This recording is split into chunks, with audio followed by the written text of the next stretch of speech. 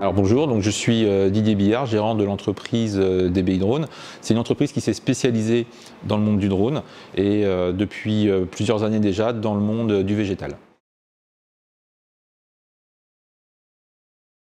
Dans le monde agricole, on peut déjà utiliser nos technologies pour aller faire de la reconnaissance sur des clôtures, sur du relevé de parcelles, pour aller faire des mesures de surface de dégâts de gibier par exemple. On peut avec différents drones ou différents types de capteurs aussi pouvoir identifier certaines maladies présentes dans les cultures. Pour information, un drone, en tout cas sur un vol programmé, peut couvrir en gros 1 hectare à la minute.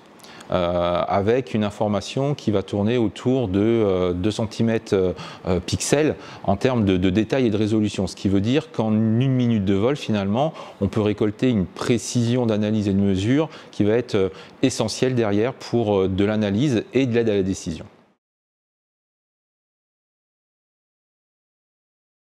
Un des critères majeurs en tout cas de ces solutions-là, en fait c'est le critère qu'on va appeler SSE, santé, sécurité, environnement. C'est-à-dire que déjà l'empreinte carbone d'un point de vue environnemental, ça va éviter de se déplacer, d'utiliser des moyens mécaniques, voilà, des véhicules pour aller en fait couvrir ces surfaces-là.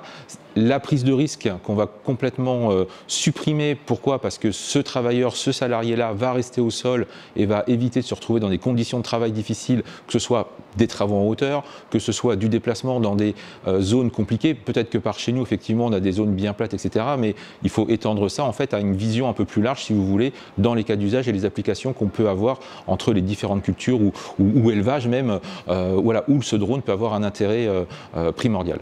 Cet outil drone, c'est vraiment l'outil idéal finalement pour répondre à cette question. Si vous voulez, quand vous allez passer uniquement 1 heure à charger une batterie de drone et qui va vous permettre de couvrir en fait déjà des surfaces très importantes en termes de relevé, déjà là, si vous voulez, plutôt que d'aller utiliser encore une fois des moyens mécaniques, vous allez déjà gagner en empreinte carbone.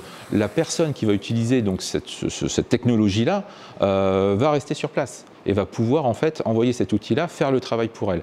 Donc rien que là déjà, si vous voulez, même en charge, en temps de temps de recharge de batterie, même de recyclage aussi de tous ces composants, parce qu'aujourd'hui tous les constructeurs et fabricants ont une vraie vision aussi maintenant en termes environnementaux sur les taux de recyclage, en tout cas de tous les produits technologiques, hein, avec une chaîne de vie finalement de ces composants qui est aussi là. Donc c'est une, il n'y a pas que le facteur, alors il y a effectivement ce facteur tout de suite à l'instant T d'application et d'usage, mais aussi cet outil-là va permettre demain aussi d'être recyclé ou réutilisé en tout cas dans d'autres circonstances pour d'autres conditions ou d'autres projets, etc. Voilà.